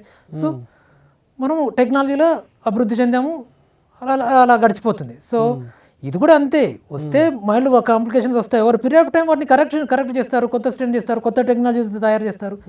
సో ఆ కాంప్లికేషన్స్ వస్తాయని ముందే భయపడితే అసలుకే ప్రమాదం కదా. సో అప్పుడు కూడా వచ్చాయి మరి కాంప్లికేషన్స్ రేబీస్ వ్యాక్సిన్ తీసుకున్నప్పుడు. మరి జనాలు తీసుకోవడం మానేశారా? గవర్నమెంట్ ఇవ్వలేదా? ఇచ్చింది, అప్పుడు ఇస్తుంది, ఇప్పుడు ఇస్తుంది. ఇప్పుడు ఇంకా ఎక్స్ట్రాగా అయింది గవర్నమెంట్, మీకు ఏమైనా కాంప్లికేషన్స్ వస్తే మేము ట్రీట్ చేస్తామని అన్ని ఫెసిలిటీస్ ఏర్పాటు చేస్తుంది. ఇంకా భయపడాల్సిన అవసరం ఏముంది అసలు? సో కాంప్లికేషన్స్ ఉంటాయి, మైల్డ్గానే ఉంటాయి, భయపడాల్సిన అవసరం లేదు. కంపల్సరీ వ్యాక్సిన్ తీసుకోవచ్చు నిరభ్యంతరంగా. దీని మీద ఎటువంటి అపోహలు కానీ భయపడాల్సిన అవసరం కానీ లేదండి. సో విజయవంతంగా అమలు చేస్తుందంటారా ఇండియాలో టీకా పంపిణీ? చాలా పకడ్బందీగా ఒక ప్లాన్, దాన్ని ఒక సిస్టమాటిక్ స్టేజ్లో, అంటే ముందు మెడికల్ పర్సనల్స్కి, కోవిడ్ వ్యారియర్స్కి ఇవ్వడము, తర్వాత వాళ్ళని అబ్జర్వేషన్లో ఉంచి వాళ్ళకి ఏమైనా కాంప్లికేషన్స్ ఉన్నాయని ఇప్పుడు వీళ్ళకి ఇచ్చిన తర్వాత దాటిపోయామా? ఇప్పుడు ఆ ట్రయల్స్ అన్ని దాటిపోయారు కదా? ట్రయల్స్ అన్ని దాటిపోయిన తర్వాతనే ఇప్పుడు పబ్లిక్ ఇవ్వడానికి వచ్చాను. ఈ పబ్లిక్ ఇచ్చిన ఇప్పుడు ఫస్ట్ కోవిడ్ వ్యారియర్స్కి ఇచ్చారు. వాళ్ళు అబ్జర్వ్ చేస్తారు ఎన్ని రోజులకి యాంటీబాడీస్ డెవలప్ అయ్యాయి, అవి ఎన్ని రోజులు ఉంటున్నాయి, అవి మళ్ళీ అంటే తీసుకున్న వాళ్ళు కూడా మళ్ళీ ఏమైనా కాంప్లికేషన్స్ వచ్చాయి, తీసుకున్న వాళ్ళకి మళ్ళీ ఏమైనా కోవిడ్ అటాక్ అయిందా, అది ఎఫెక్టివ్గా పనిచేస్తుందా లేదా అనేవి రీసెర్చ్ విల్ బి కంటిన్యూ. అంటే ఇప్పుడు వాళ్ళు ప్రయోగశాలలో రీసెర్చ్లో వాళ్ళు రీసెర్చ్ చేసి వాళ్ళు చెప్పింది ఏంటంటే వ్యాక్సిన్ ఆల్మోస్ట్ కొన్ని vaccines they are giving assurance of, నేను అనుకోవడం కొన్ని 96% ఎఫికసీ అంటున్నారు, కొన్ని 85 to 90 అంటున్నాయి. అన్నీ వాళ్ళు ప్రయోగశాలలో వాళ్ళు ఇచ్చింది. బట్ బయటకు జనాలకు వచ్చిన తర్వాత కూడా మనం ద స్టడీ విల్ కంటిన్యూ. నిజంగా 96% ఉందా, 100% ఉందా, అది ఎన్ని రోజులకు తర్వాత పనిచేస్తుంది, ఎన్ని రోజుల వరకు పనిచేస్తుంది, మళ్ళీ బూస్టర్ డోస్ ఎప్పుడు తీసుకోవాలి, ఇవన్నీ కూడా ఇప్పుడు కంటిన్యూస్ ప్రాసెస్. మనం ఇప్పుడు ప్రస్తుతం ఒక ఎమర్జెన్సీ సిచ్యువేషన్ని, ఒక ఆపద నుంచి బయటపడుతున్నాం, దాన్ని యూజ్ చేసుకోవాలి. ఇప్పుడు కరోనా అనేది ఒక ఆపద, మనకు అనుకోకుండా వచ్చిన ఆపద. ఆ ఆపదకు మనకు ఒక విరుగుడు దొరికింది. సో మనం దాన్ని యూజ్ చేసుకోవాలి. యూజ్ చేసుకొని లెట్ us టేక్ వ్యాక్సిన్. ఇక్కడ ఇంకొక విషయం, గమ్మత్తైన విషయం ఏంటంటే గతంలో అంటే కరోనా మొదటి దశ, రెండో దశ, మూడో దశ అని చూసాము. ఆ కరోనా కన్నా ఇప్పుడు ఇంకా మోస్ట్ పవర్ఫుల్ కరోనా స్ట్రైన్ అనేది ఒకటి వచ్చేసింది అని అంటారు. అంటే COVID-19 అన్నారు దాన్ని, ఇప్పుడు COVID-20 అంటున్నారు, ఇప్పుడు 21 అంటున్నారు. ఏంటి ఆ వేరియేషన్ ఏంటి? ఇప్పుడున్న కొత్త స్ట్రైన్ ఏంటి? గతంలో ఉన్న COVID-19 ఏంటి? ఈ మందు దానికంతా సరిపోతుందంటారా? వైరల్ డిసీజెస్ అనేవి ఒక సపరేట్ కేటగిరీ. మామూలుగా మనకు ఈ బ్యాక్టీరియా అంటే టైఫాయిడ్ ఇటువంటివి కాకుండా వైరల్ డిసీజెస్ అనేవి కంప్లీట్గా డిఫరెంట్. ఓకే, అవి day by day, time to time దాంట్లో మ్యూటేషన్స్ వస్తూ ఉంటాయి. అవి వాటి లక్షణాలు మార్చుకుంటుంటాయి. సో ఒక్కోసారి దాని పొటెన్సీ అంటే విరులెన్స్ అంటాం, అది పెరుగుతూ ఉంటుంది, ఒకసారి తగ్గుతూ ఉంటుంది, ఒకసారి దానంతటి అదే విరులెన్స్ తగ్గిపోయి ఎఫెక్టివ్ లేకుండా పోతుంటాయి. So it is a continuous process. Viral disease అనేది కంటిన్యూస్. ఇవాళ స్ట్రెయిన్ రావడం అనేది ఈ వైరస్కి కాదు, ఏ వైరస్ కన్నా కొత్త స్ట్రెయిన్స్ వస్తూనే ఉంటాయి. స్ట్రెయిన్స్ వచ్చినప్పుడు కొన్నిసార్లు ఆ వచ్చిన స్ట్రెయిన్, ఇప్పుడు మనం ఫర్ ఎగ్జాంపుల్ ఇంతకుముందు మనకు వచ్చిన స్వైన్ ఫ్లూ H1N1 తీసుకుందాం, దానికి కూడా అప్పుడు వచ్చినది తర్వాత కొత్త స్ట్రెయిన్లు వచ్చినాయి. కాకపోతే దానికన్నా తక్కువ విరులెన్స్ ఉండడం వల్ల మనం వాటిని పట్టించుకోలేదు తప్ప ఈ కొత్త స్ట్రెయిన్స్ వచ్చినది ఇదేదో కొత్త రకం కాదు. ఏ వైరస్కైనా డే బై డే మ్యూటేషన్స్ వస్తూ ఉంటాయి, కొత్త స్ట్రెయిన్స్ వస్తూనే ఉంటాయి. రీసెర్చ్ పిల్లలు కాదు, దాంట్లోనే మ్యూటేషన్, వైరస్ ఉన్న లక్షణం అది. వైరస్లు దాంట్లో మార్పు చెంది అలా కొత్త స్ట్రెయిన్స్ బయటకు వస్తూ ఉంటాయి. సో కొత్త స్ట్రెయిన్స్ బయటకు వచ్చాను. మనం రీసెర్చ్ కూడా వైరస్ దానంతటి పని అది చేసుకుంటే రీసెర్చ్ కూడా అది వాళ్ళ పని వీళ్ళు చేస్తూనే ఉంటారు. ఆ స్ట్రెయిన్కి మళ్ళీ నెక్స్ట్ వచ్చిన రిలీజ్ చేసి నెక్స్ట్ 6 monthsలో ఇంకో వ్యాక్సిన్ రిలీజ్ చేసినప్పుడు ఆ కొత్త స్ట్రెయిన్ కూడా యాడ్ చేసి రిలీజ్ చేస్తారు. సో భయపడాల్సింది ఏముండదు. సో ఇప్పుడు కొత్తగా నమోదవుతున్న కొత్త స్ట్రెయిన్ కోవిడ్ కూడా ఈ ఇంజెక్షన్ ఇవ్వచ్చు, ఈ వ్యాక్సిన్ ఇవ్వచ్చు. డెఫినెట్గా పని చేస్తుంది. ఎంతో కొంత దానివల్ల ఇమ్యూనిటీ అయితే ఉంటుంది. ఆ స్ట్రెయిన్ వచ్చిన వాళ్ళు ఈ వ్యాక్సిన్ తీసుకున్నాం ఆ స్ట్రెయిన్కి పనిచేయదని అయితే చెప్పలేము. సో పాజిబుల్, ఎంత పాజిబుల్ అని ఇక్కడ ఉండే కామన్ స్ట్రెయిన్స్ అన్ని కలిపి వ్యాక్సిన్స్ తయారు చేస్తారు. సో ఈ వ్యాక్సిన్తో వచ్చిన ఇమ్యూనిటీ ఆ కొత్త స్ట్రెయిన్ కూడా కొంతవరకు కాపాడవచ్చు. సో కొత్త స్ట్రెయిన్ వస్తుంది మళ్ళీ, అంటే నెక్స్ట్ వచ్చే వ్యాక్సిన్లో మళ్ళీ ఆ కొత్త స్ట్రెయిన్ కూడా కలిపి మళ్ళీ వ్యాక్సిన్ తయారు చేస్తారు. బట్ మీన్ వైల్ ఈ వ్యాక్సిన్ కూడా, ఇప్పుడు తీసుకునే వ్యాక్సిన్ కూడా ఆల్మోస్ట్ జెనెటికల్గా సేమే ఉంటాయి కాబట్టి కొంచెం మట్టుకు ఇమ్యూనిటీ ఎదుర్కోగలుగుతాం. అంటే ఓకే, అట్లీస్ట్ సివియారిటీ తక్కువ ఉండే అవకాశం ఉంటుంది. So it is a continuous process. So ఆ కొత్త స్ట్రెయిన్ వచ్చిన తర్వాతనే వ్యాక్సిన్ తీసుకుందాం, ఇప్పుడు పాత స్ట్రెయిన్ ఎందుకు అని అనడానికి లేదు. బట్ ఇప్పటికీ అమెరికాలో ఎందుకండి కేసులు పెరిగిపోతూనే ఉన్నాయి? అమెరికాలో కేసులు పెరిగిపోతున్నాయి అంటే ఇప్పుడు అక్కడ ఉన్న స్ట్రెయిన్ బట్టి. ఓకే, ఇప్పుడు అమెరికాలో ఉన్న స్ట్రెయిన్ ఇండియాలో ఇంకా రాకపోవచ్చు, ఇండియాలో ఉన్న స్ట్రెయిన్ అమెరికాలో లేకపోవచ్చు. అక్కడ జనాల ఇమ్యూనిటీ తక్కువ ఉండొచ్చు, అక్కడ వాతావరణ పరిస్థితులు వేరుగా ఉంటాయి, ఇక్కడ వాతావరణ పరిస్థితులు వేరుగా ఉంటాయి. సో ఇప్పుడు మనం మామూలుగా మనము పాత స్ట్రెయిన్ చూస్తే ఇప్పుడు ఇటలీలో కానీ స్పెయిన్లో కానీ అక్కడ చూస్తే అక్కడ ఇదే వైరస్ మరి సివియారిటీ ఎక్కువ ఉంది, మన దగ్గర తక్కువ ఉంది. మన దగ్గర కూడా కోటి దాటింది అంటే కంపేరేటివ్గా ఓవరాల్గా కంపేరేటివ్గా చూస్తే అక్కడ జనాభాకి అక్కడ ఎఫెక్టెడ్ ఇండివిజువల్కి, ఇక్కడ జనాభాకి ఇక్కడ ఎఫెక్టివ్ ఇండివిజువల్కి చూస్తే చాలా తక్కువనే ఉంది, సివియారిటీ కూడా తక్కువనే ఉంది, మరణాల రేటు కూడా తక్కువనే ఉంది. సో ఇట్ విల్ అంటే country to country, place to place strain బట్టి మారిపోతుంటుంది. సో ఇప్పుడు కొత్తగా వచ్చిన స్ట్రెయిన్ వల్ల పెద్ద ప్రమాదం ఏమి ఉండదు అంటారు?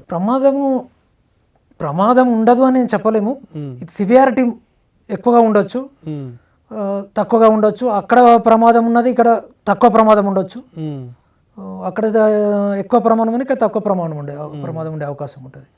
భయపడాల్సిన అవసరం లేదండి. డెఫినెట్గా ఏ స్ట్రెయిన్ అయినా అది it also comes under corona కాబట్టి దీనికి ఏం ప్రికాషన్ తీసుకుంటామో దానికి అవే ప్రికాషన్స్ ఉంటాయి, దీనికి ఏం ట్రీట్మెంట్ ఉందో దానికి అదే ట్రీట్మెంట్ ఉంటుంది. ఓన్లీ థింగ్ ఏంటంటే స్ట్రెయిన్ కొత్తది, అది తొందరగా వ్యాపించే అవకాశం ఉంటుంది, తొందరగా కాంప్లికేషన్ తెచ్చే అవకాశం ఉంటుంది తప్ప భయపడాల్సింది అయితే ఏముండదు. తెలంగాణలో స్ట్రెయిన్ ప్రభావం ఎలా ఉందంటారు?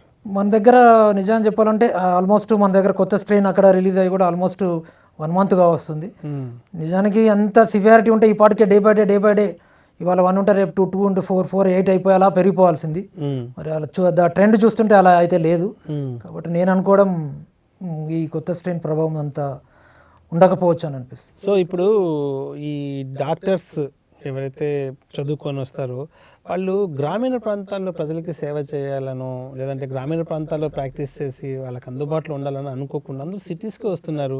ప్రధానంగా మీరే చూద్దాం, మీరు ఒక పల్లె ప్రాంతాల నుంచి వచ్చిన వారు, మీకు పల్లె వాతావరణము కంప్లీట్గా మీ ఫోర్ ఫాదర్స్ అంతా ఒక చిన్న గ్రామం నుంచి మీ క్యారియర్ మీ హిస్టరీ చూస్తే గ్రామం నుంచి వచ్చిన వారు, మీరు కూడా పల్లెటూరులో కూడా ప్రాక్టీస్ చేయకుండా ఎందుకు సిటీస్లోనే ఎక్కువగా మీరు కూడా ఇక్కడే చేస్తున్నారు? ఎందుకని అలా?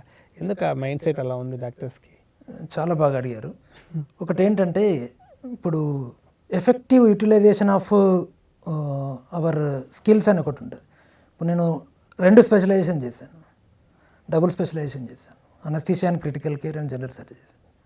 ఇప్పుడు నా కెపాసిటీకి, నా నాలెడ్జ్కి, నాకు కావాల్సిన వనరులు, ఇప్పుడు నేను I can work on ventilators, I can work on intensive care units, emergency cases చూస్తాను. నాకు కావాల్సిన ఎక్విప్మెంట్ కానీ, నాకు కావాల్సిన ఫెసిలిటీస్ కానీ నేను రూరల్ వెళ్ళాను అనుకోండి, నా స్కిల్స్ వేస్ట్ అయిపోతాయి. చాలామంది, నేనే కాదు, చాలా వైద్య వృద్ధులకు వచ్చేది ఇంట్రెస్ట్ వచ్చిన వాళ్ళు ఉంటారు. వాళ్ళు చదువుకున్న దాన్ని ఉపయోగించాలి, ప్రజలకు ఉపయోగపడేట్టు ఉండాలని కోరుకుంటారు. సో ఇప్పుడు మనము కార్డియాలజిస్ట్ని వెళ్ళి మనము విలేజ్లో వర్క్ చేయమని అనుకోండి, ఆయనకు కావాల్సిన ఫెసిలిటీస్ ఉండవు, ఆయనకు కావాల్సిన స్కానింగ్ మిషన్ ఉండదు, ఆయనకు కావాల్సిన ట్రెడ్మిల్ ఉండదు, ఆయనకు కావాల్సిన క్యాత్ ల్యాబ్ ఉండదు. సో ఆయన వెళ్ళి ఏం చేస్తాడు? సో ఇదంతా టైం టేకింగ్ ప్రాసెస్. ఎప్పుడైతే ఈ ఫెసిలిటీస్ అన్ని మనం రూరల్ ఏరియా కల్పించగలుగుతాము. సో మనం అలా ఆలోచించకుండా ఎలా ఆలోచించాలంటే ఆ విలేజ్లో ఉన్న ఫెసిలిటీస్ని బట్టి అక్కడ స్పెషలిస్టు అందుబాటులో ఉంటే ఎఫెక్టివ్ యూటిలైజేషన్ ఆఫ్ డాక్టర్స్ అవుతుంది. సో అందుకోసం రూరల్ ఏరియాలో ఒక MBBS డాక్టరే సరిపోతారు. ఓకే.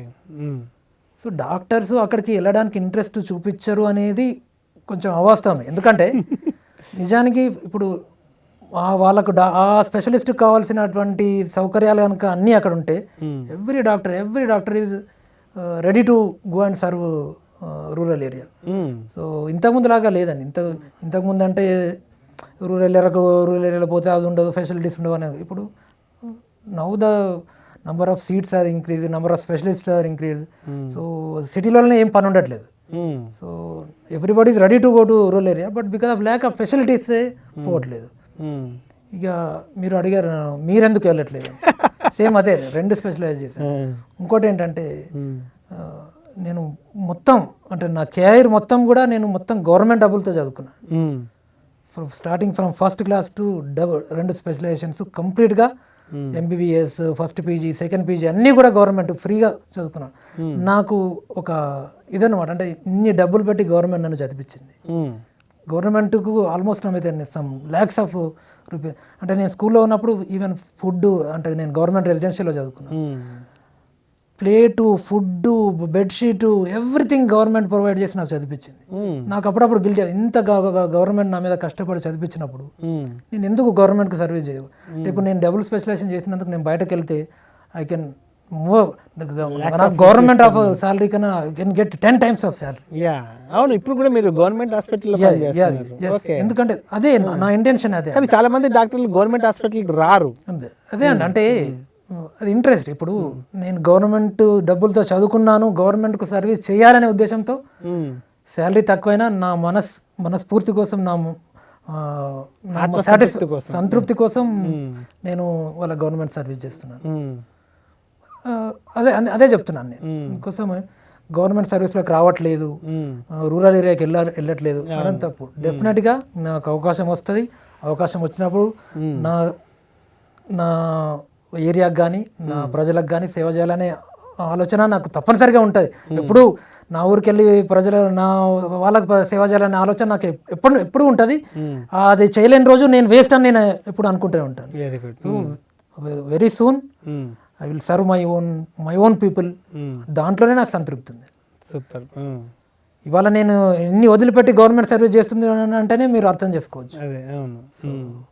సో డాక్టర్లు రూరల్ ఏరియాకి వెళ్ళడం లేదు అనేది అయితే ప్రస్తుతం అయితే ఆ కాన్సెప్ట్ లేదు. డెఫినెట్గా doctors are showing interest to serve rural people also. Good అండి. మీరు డబుల్ పీజీ చేశారు కదా, ఈ డబుల్ పీజీ ఒకదానికొకటి ఇంటర్లింక్డా, అదర్వైజ్ ఏదో సీట్ వచ్చిందని చేశారా, ఏంటి దాని వెనకాల కథ ఏంది? అదే చెప్తున్నాను. జనరల్ సర్జన్ చేశారు అండ్ అనస్థిషియన్, క్రిటికల్ కేర్. నాకు క్రిటికల్ కేర్ అంటే చాలా ఇంట్రెస్ట్ అండి. ఎమర్జెన్సీగా ఇంట్రెస్ట్, అది ఇంట్రెస్ట్తో చేరాను. నాకు మంచి విభాగాన్ని విభజించి చెప్పండి, ఎలా ఏం చేస్తారు, కోఆర్డినేషన్ ఎట్లుంటుంది? క్రిటికల్ కేర్ అంటే only emergency, only intensive care యూనిట్లో చాలా క్రిటికల్గా ఉన్న కేసులను, వెంటిలేటర్ పైన ఉండి వాళ్ళ బీపీ తక్కువ ఉండి వాళ్ళ ఆక్సిజన్ తక్కువ ఉండి అటువంటి కేసులను ట్రీట్ చేయడం. నేను మీకు చెప్పినట్టు నేను ఇంట్రెస్ట్తో వచ్చాను కాబట్టి ఈ రెండు చేయగలిగినాను. Even though at the age of 40 I did my second PG. ఎందుకంటే నేను అందరికీ చెప్పేది అదే, మీకు మెడిసిన్లో చేరాలని అనుకుంటే మీ ఇంట్రెస్ట్తో చేరితే మీరు చదవగలుగుతారు. ఇంట్రెస్ట్ లేకపోతే ఒకటి చదవగానే ఏది ఉంది ఇంకా వెళ్దాము డబ్బులు సంపాదించుకుందాం అని ఉంటుంది. It is never ending subject. నాకు ఇంట్రెస్ట్ ఉంది కాబట్టి ఇప్పుడు ఇంకో అవకాశం వస్తే ఇంకో స్పెషలైజేషన్ కూడా చేస్తాను. వాడగలుగుతారా 3 degrees? అదే చెప్తా, అంటే నాకు ఇంట్రెస్ట్ ఉంది. I came in to medical field with interest. So interest ఉంది కాబట్టి నేను డబుల్ పీజీ చేశాను. గవర్నమెంట్ కూడా ఆల్ విత్ గవర్నమెంట్. 2 degrees వాడుకుంటున్నారా? ఎలా వాడుతున్నారు? ఇప్పుడు రెండు చేస్తున్నారు, రెండు కేసులు వస్తున్నాయా? మీరు ఈ 2 degrees ఏది అవకాశం వచ్చినప్పుడు క్రిటికల్ కేర్ కేసు వచ్చినప్పుడు క్రిటికల్ కేర్ చూస్తాము, జనరల్ సర్జరీ కేసెస్ వచ్చినప్పుడు జనరల్ సర్జరీ చేస్తాము. అన్ని సదుపాయాలు ఉన్నాయా గవర్నమెంట్ హాస్పిటల్? తప్పకుండా అన్ని సదుపాయాలు కల్పిస్తుంది గవర్నమెంట్. ఇవాళ government is providing all the facilities and government is doing their level best to provide all the facilities and utilize all the doctors at their వాళ్ళ స్కిల్స్ అన్నిటిని యూజ్ చేసుకునే ప్రయత్నం గవర్నమెంట్ చేస్తుంది. బట్ చాలా డెవలప్ అవుతుంది day by day. It is a continuous process. ఇప్పుడు బయట హాస్పిటల్లో, కార్పొరేట్ హాస్పిటల్లో ఇవాళ సిటీ స్కాన్ మిషన్ వచ్చింది, next day we can't expect in government hospital. It will take some time, but government is continuously improving their facilities. ఇంతకుముందు government హాస్పిటల్లో కనీసం ఇంజక్షన్లు, ఇవాళ మీరు స్మాల్ పిఎస్సికి పోయినా కానీ డెలివరీస్ అవుతున్నాయి, సిజేరియన్ సెక్షన్స్ అవుతున్నాయి, స్పెషలిస్టులు ఉంటున్నారు. హాస్పిటల్స్ అని 24 hours మారాయి. ఇంతకుముందు సాయంత్రం అవగానే మూసేసే హాస్పిటల్స్ కూడా ఇవాళ 24 hours అయినాయి. గవర్నమెంట్ హాస్పిటల్లో ఫెసిలిటీస్ చాలా పెరిగినాయి. ఇంతకుముందులాగా అయితే పరిస్థితులు లేవు. సో కానీ వైద్యుల కొరత ఉంది అంటారు. చాలా మంది గవర్నమెంట్ హాస్పిటల్కి పోవడానికి కూడా భయపడుతున్నారు. ఎందుకు? అది ఫాల్స్ బిలీఫ్ అయిపోయింది కొన్ని. ఇప్పుడు కరోనా ఫర్ ఎగ్జాంపుల్, ఇప్పుడు కరోనా వచ్చినప్పుడు చూసుకోండి, ఎవరు ట్రీట్ చేశారండి? First government doctors. ఫస్ట్ అన్ని కార్పొరేట్ హాస్పిటల్స్ క్లోజ్ చేసుకున్నాయి. All private clinics are close. అందరూ భయపడ్డారు. మరి పనిచేసింది ఒకే ఒక Gandhi hospital, only government doctors. అది government hospital King Koti and Gandhi hospital. అంటే మరి ఎవరి దగ్గర ఈ నిస్వార్థ నిజాయితీ నిస్వార్థం ఉంది? గవర్నమెంట్ ట్రీట్ చేయట్లేదు అంటే నిజంగా మరి అందరు గవర్నమెంట్ డాక్టర్స్ సార్ తప్పుకుంటే వాళ్ళ పరిస్థితి ఏమేది? కరోనా విషయంలో గవర్నమెంట్ యాక్టింగ్ బాగుంది, రిమైనింగ్ ఏదైనా మరి ఇన్ని కార్పొరేట్ హాస్పిటళ్ళు 5 స్టార్ హోటల్ కల్పించే విధంగా సదుపాయాలు, ఆ లగ్జరీ అంత ఇన్వెస్ట్మెంట్ పెడుతున్నారంటే అంతమంది పేషెంట్స్ వస్తేనే కదా. అవును, మరి గవర్నమెంట్ హాస్పిటల్కి రావచ్చు కదా వాళ్ళంతా, ఎందుకు కార్పొరేట్ హాస్పిటల్కి వెళ్తున్నారు? అదే ఇప్పుడు ఫెసిలిటీస్ ఇంప్రూవ్ అయితే ఆటోమేటిక్గా డాక్టర్స్ పేషెంట్స్ కానివ్వండి లేకపోతే పొలిటీషియన్స్ కానివ్వండి ఎవరైనా ఆటోమేటిక్గా, ఇంతకుముందు మీరు తీసుకుంటే ఒక 20 years అంటే పొలిటీషియన్స్ కానివ్వండి లేకపోతే సెలబ్రిటీస్ కానివ్వండి అందరు గవర్నమెంట్ హాస్పిటల్ని ఫస్ట్ ఎవరైనా గవర్నమెంట్ హాస్పిటల్కి వచ్చేవాళ్ళు. ఒక పీరియడ్ ఆఫ్ టైం ఏమైపోయిందంటే కొంచెం గ్యాప్ వచ్చేసింది అక్కడ. గ్యాప్ వచ్చేసేసి గవర్నమెంట్లో ఫెసిలిటీస్ తగ్గిపోవడం అంటే ఓవర్లోడ్ అయిపోవడం అయిపోయింది. 50 బెడ్స్ ఉన్న దగ్గర 100 members వచ్చేయడము, సో అక్కడ క్వాలిటీ తగ్గిపోవడము, ఇలా ఇలా ఇలా అయిపోయి గ్యాప్ వచ్చేసేసి ఈ లోపు ప్రైవేట్ పుంజుకోవడము, ఇలా అయిపోయి అంతా ప్రైవేటు హాస్పిటల్ వైపు పరిగెత్తడం అయిపోయింది. కానీ ఈ రోజు కూడా నిస్వార్థమైంది, ఖచ్చితమైంది, మీకు కరెక్ట్ ట్రీట్మెంట్ దొరికేది గవర్నమెంట్ హాస్పిటల్ అండి. అంటే ఇప్పుడు ఫర్ ఎగ్జాంపుల్ మీకు సిజేరియన్ సెక్షన్స్ తీసుకోండి, మీరు ప్రైవేట్ హాస్పిటల్కి వెళ్తే దానికి ఇండికేషన్స్ ఉన్నా లేకున్నా sometimes because of force of the patient కానివ్వండి, because of some other reasons కానివ్వండి, అన్నెసెసరీ సర్జరీస్ కానీ అన్నెసెసరీ ట్రీట్మెంట్ కానీ జరగదు. కానీ ఏ గవర్నమెంట్ హాస్పిటల్లో కూడా మీకు అన్నెసెసరీ ట్రీట్మెంట్ అయితే జరగదు. అంత మటుకు చెప్పదు. మీకు ఫెసిలిటీస్ సరిగా ఉండకపోవచ్చు, అంటే మీకు నీట్గా బెడ్ కనబడకపోవచ్చు, నీట్గా టాయిలెట్స్ కనబడకపోవచ్చు, కానీ ట్రీట్మెంట్ విషయంలో మీకు డయాగ్నోసిస్ విషయంలో గవర్నమెంట్ హాస్పిటల్లో మీకు ఎప్పుడు కానీ ఏ ప్రాబ్లం ఉండదు. ఏ పేషెంట్కు ఏ ట్రీట్మెంట్ కావాలో అదే ఉంటుంది. మీకు అక్కడ ఎవడో అవసరం లేకుండా ఫ్లూయిడ్స్ పెట్టారని గవర్నమెంట్ హాస్పిటల్ మీకు అన్నెసెసరీ ట్రీట్మెంట్ అవసరం లేని ఇంజెక్షన్ ఇవ్వడము, అవసరం లేని ఫ్లూయిడ్ పెట్టడము అన్నది జరగదండి. మరి ప్రభుత్వ పెద్దలు ఎందుకండి ఆరోగ్యశ్రీలో బోల్డ్ కోట్ల రూపాయలు ప్రైవేట్ ఆసుపత్రి వాళ్ళకి ఇస్తుంటారు? ఆ ఫెసిలిటీస్ ఇక్కడ చేయొచ్చు కదా. మారిపోయిందంటే గవర్నమెంట్ ఒక ఎక్స్పెరిమెంటల్ లాగా అప్పుడు చేశారు. ప్రైవేట్ హాస్పిటల్కి ఇస్తే ఏమన్నా ప్రజలకు ఉపయోగం అవుతుందేమో అని గవర్నమెంట్ అప్పుడు ఆలోచించింది. తర్వాత ఓవర్ పీరియడ్ ఆఫ్ టైం తెలిసిపోయింది ఇవన్నీ మిస్యూటిలైజేషన్ అవుతున్నాయని తెలిసిపోయి ఇప్పుడు చాలా మటుకు ఆరోగ్యశ్రీ కూడా తగ్గించేసి గవర్నమెంట్ హాస్పిటల్కి ఇచ్చారు. చాలా మటుకు ఇప్పుడు ఆరోగ్యశ్రీ కేసులు మీకు గవర్నమెంట్ హాస్పిటల్లో అవుతున్నాయి. సో ఆ ఫండ్ సపరేట్గా గవర్నమెంట్ హాస్పిటల్కు ఆరోగ్యశ్రీ ఫండ్స్ ప్రైవేట్ హాస్పిటల్లో చేసే ఏవైతే ఆ సర్జరీస్ ఉన్నాయో అవి గవర్నమెంట్ హాస్పిటల్లో చేస్తే గవర్నమెంట్ హాస్పిటల్లో చేసిన డాక్టర్స్కి ఎక్స్ట్రా బెనిఫిట్స్ కింద they are providing. So government doctors also showing interest. So now all the ఇప్పుడు నంబర్ ఆఫ్ కేసెస్ చూసుకుంటే ఆరోగ్యశ్రీ కేసెస్ మీకు ప్రైవేట్ హాస్పిటల్లో కన్నా గవర్నమెంట్ హాస్పిటల్లోనే ఎక్కువ అవుతున్నాయి ఇప్పుడు. సో ఆ ఫండ్ను గవర్నమెంట్ హాస్పిటల్లో ఫెసిలిటీస్ ఇంప్రూవ్ చేసుకోవడానికి యూజ్ చేసుకుంటున్నారు. సో అలా అలా అలా గవర్నమెంట్ హాస్పిటల్లో ఫెసిలిటీ లేటెస్ట్ ఎక్విప్మెంట్స్ వచ్చాయి ఇప్పుడు. ల్యాప్రోస్కోపీకే కానివ్వండి లేకపోతే ఆర్థోపెడిక్ ఇన్స్ట్రుమెంట్సే కానివ్వండి, మిషనరీ కానివ్వండి, because of Aarogyasri fund they are buying it day by day they are improving. So అట్లా takes time but government hospitals also doing their level best. So government హాస్పిటల్లో నిర్లక్ష్యం లేదు అంటారు? నిర్లక్ష్యము లేదు అని అనను. నిర్లక్ష్యము అంటే అది because so many reasons some times నిర్లక్ష్యం అవుతుంటుంది బికాస్ ఆఫ్ ఓవర్లోడ్ అని కానివ్వండి. ఇప్పుడు గవర్నమెంట్ హాస్పిటల్లో నిర్లక్ష్యము మీరు ఏమనుకుంటారంటే ఒక ఏదైనా పేషెంట్కు ఏదైనా నిర్లక్ష్యం జరిగితే అది ఎక్స్క్లూజివ్గా హాస్పిటల్ ప్రాబ్లం వల్లనే అని హాస్పిటల్లో ఓరియంటల్ అని ఆలోచిస్తారు. సమ్టైమ్స్ ఏమంటే పేషెంట్ ప్రాబ్లం ఉండొచ్చు, సోషల్ ప్రాబ్లమ్స్ ఉండొచ్చు, పేషెంట్ లేట్ స్టేజ్లో రావచ్చు, వచ్చిన టైంలో హాస్పిటల్ ఓవర్లోడ్ అయి ఉండొచ్చు. సో మీరు 50 మందిని చూసే ప్లేస్లో 100 మంది వస్తే government hospital also cannot tolerate కదా. సో అలా నిర్లక్ష్యం అవుతుంది తప్ప వాంటెడ్లీ ఎక్కడ కూడా గవర్నమెంట్లో హాస్పిటల్లో నిర్లక్ష్యం ఉండదు. సో ఓవరాల్గా గవర్నమెంట్ హాస్పిటల్కి ప్రజలు రావాలి అని అంటారు? తప్పకుండా. Government hospitals are improving, government hospitals are doing level best. Government హాస్పిటల్లో కూడా ఇంతకుముందు మీరు ఏ ఏరియా హాస్పిటల్ తీసుకున్నా లేకపోతే కమ్యూనిటీ హెల్త్ సెంటర్ తీసుకున్నా స్పెషలిస్టులు ఉండేవారు కాదు. 2-3 డాక్టర్లతో వాళ్ళతోనే. ఇప్పుడు మీకు ఏ ఏరియా హాస్పిటల్ తీసుకున్నా ఏ కమ్యూనిటీ హెల్త్ తీసుకున్నా బేసిక్ స్పెషలిస్ట్ డాక్టర్స్ కూడా అవైలబుల్ ఉంటున్నారు. సో మంచి డయాగ్నోసిస్ అవుతుంది. నేను సర్ప్రైజ్ కొన్ని హాస్పిటల్స్ నుంచి వచ్చిన వాళ్ళ ఆ టెస్ట్లు చూసి ఆ డయాగ్నోసిస్ చూసి they are referring to the higher centres. సో ఇప్పటికి కూడా అంటే ఇప్పుడు మీరు కొన్ని హాస్పిటల్కి కొన్ని ఏరియాస్కి వెళ్తే ప్రైవేట్ హాస్పిటల్లో వాళ్ళు చేతులెత్తేస్తారు ఎమర్జెన్సీ కేసు వస్తే. మళ్ళీ అల్టిమేట్గా వాళ్ళకు దొరికేది గవర్నమెంట్ హాస్పిటల్. ఫర్ ఎగ్జాంపుల్ ఇప్పుడు స్నేక్ బైట్ ఉంది అనుకోండి, లేకపోతే పాయిజనింగ్ ఉంది అనుకోండి, ప్రైవేట్ హాస్పిటల్ వాడు తీసుకోవడానికి భయపడి లేకపోతే సివియర్గా ఉన్న బాగా కండిషన్ బాగాలేదు అనుకున్నప్పుడు వాడు ఏం చేస్తాడు, బాగున్నప్పుడు తీసుకుంటాడు, బాగాలేనప్పుడు చేతులు ఇచ్చేసి గవర్నమెంట్ హాస్పిటల్కి వెళ్ళిపోతాడు. మరి మేము పేషెంట్ బాగాలేదని చెప్పేసి గవర్నమెంట్ హాస్పిటల్ మేము రిజెక్ట్ చేయట్లేదు కదా. అవును. మరి అప్పుడు ఎవరి దగ్గర హ్యూమానిటీ ఉంది? గవర్నమెంట్ డాక్టర్ దగ్గర హ్యూమానిటీ ఉందా, ప్రైవేట్ హాస్పిటల్ డాక్టర్ దగ్గర హ్యూమానిటీ ఉంది? అంటే నేను అన్ని ప్రైవేట్ హాస్పిటల్ను ప్రైవేట్ డాక్టర్లను తప్పు పట్టలేదు, జనరల్గా చెప్తున్నాను. అదేలేండి. So it happens because of so many reasons they might be rejected the cases.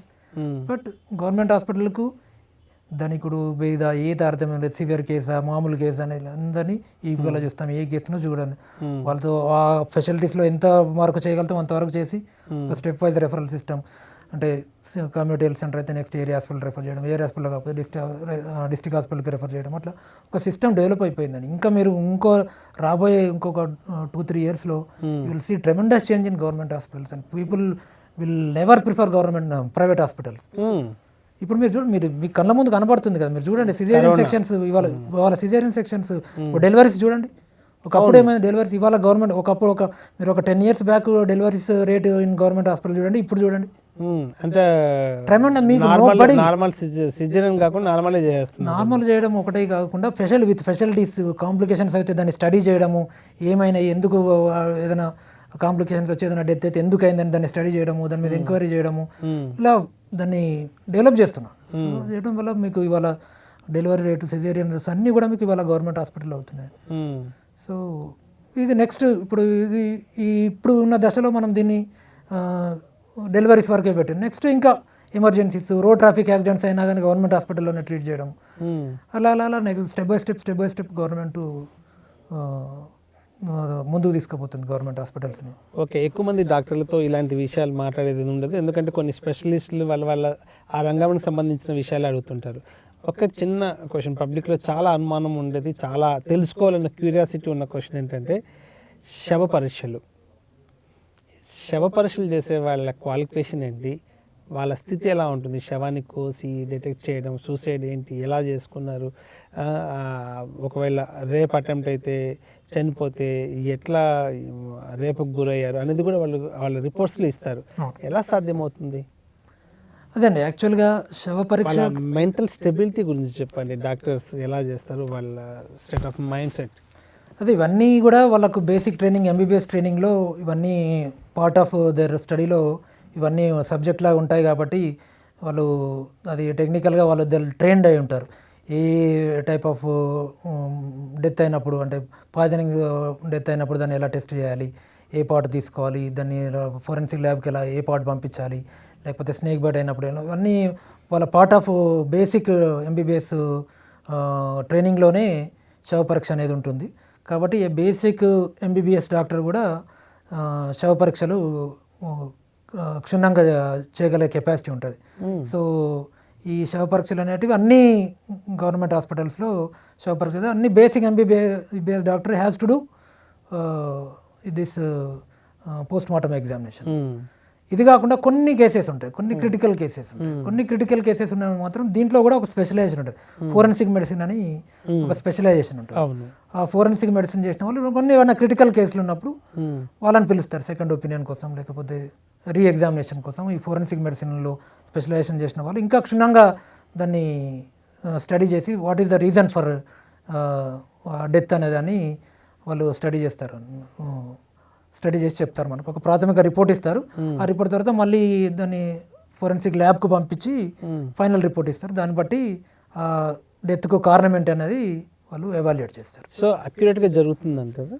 Accurate, దాంట్లో ఏం తేడాలు ఉన్నాయి. ఎందుకంటే వీళ్ళు ఇచ్చిన ప్రాథమిక నివేదిక రిపోర్ట్ను కూడా మళ్ళీ వాళ్ళు కన్ఫర్మ్ చేసుకుంటారు. ఫోరెన్సిక్ ల్యాబ్ వాళ్ళు ఇచ్చిన కన్ఫర్మ్ చేసుకొని ఫైనల్ రిపోర్ట్ ఇస్తారు. దాన్ని బట్టే కాజ్ ఆఫ్ డెత్ ఏందన్నది చెప్తారండి.